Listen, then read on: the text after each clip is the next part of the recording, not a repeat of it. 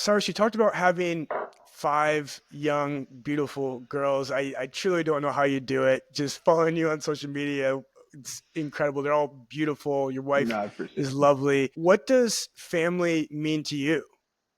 It's, I mean, it's everything, man. It's like I love my work and I love my house and I love my car, whatever it is. But like family is everything. Like there's no decision that I make that they are not top of mind. There's no fear or challenge I come across that I don't pull from them to get motivation to actually like try to do the scary thing. I mean, I can't overemphasize enough, man. I'm gonna get teary eyed on your podcast, but like how important Let it like fly.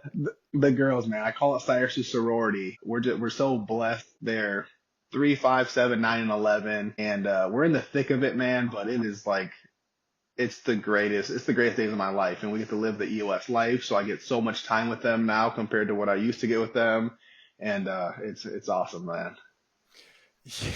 You know, I love what Matthew McConaughey said in that he said, when I was a kid, I had no idea what I wanted to be when I grew up. But the one thing I knew was I wanted to be a father. Mm, And that is the same for me. I have not had any kids yet. I'm not married yet, but I know deep in my heart that that is something that I yeah. want deeply in my future. And having a great friend like you and seeing you in the thick of it, but yet loving it nonetheless, like Yeah. loving all the work that goes into it. It's so cool to see, man. Yeah, no, it is really yes, the best. They are equally the best and hardest parts of my life, but it's all good, man. It's all good. And so, how has being a father helped you become a better coach?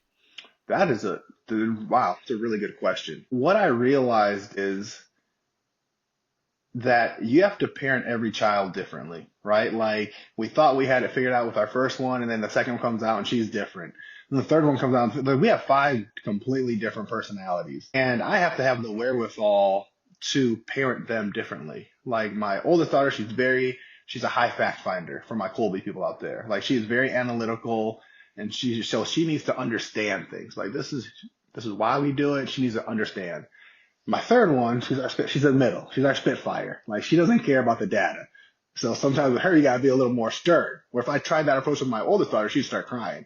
So like I've learned that like I have to manipulate my parenting style to get the results I want for my kid. That sounds so, but it's like that's what it is.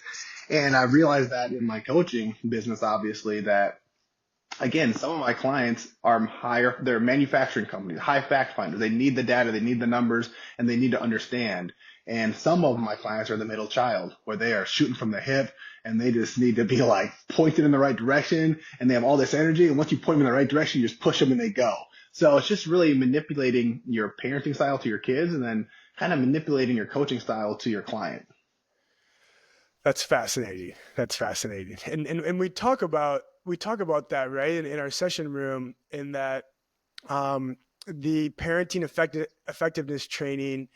Who's the author of that? I can't remember. Thomas Gordon. Thomas Thomas, Gordon. yes, Thomas Gordon, and how when with parenting and with being a leader in an organization, there's commonalities in that you have a handful of rules.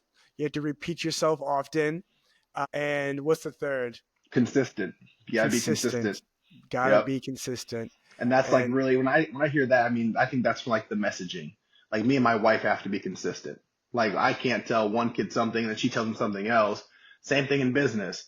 The visionary can't tell the team one thing and the integrator tell them something else. Like they have to be on the same page. They have to be consistent in their messaging. absolutely. And a handful of rules, not 23, not 50, a handful of rules so that they can actually remember them and follow Yeah. them on a day-to-day Yeah. basis. Yeah. Which are your core values, right? Yeah.